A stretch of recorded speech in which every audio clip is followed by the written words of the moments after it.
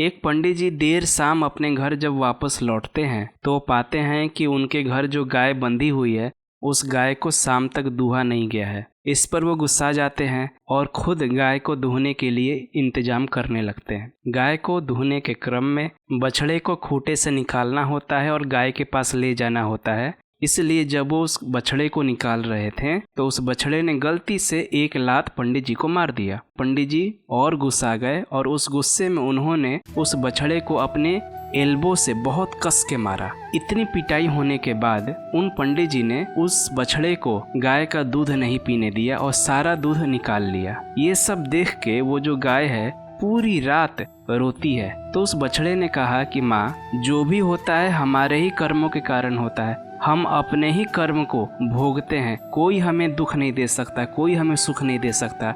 जो भी होता है हमारे ही करने का फल हमको मिलता है।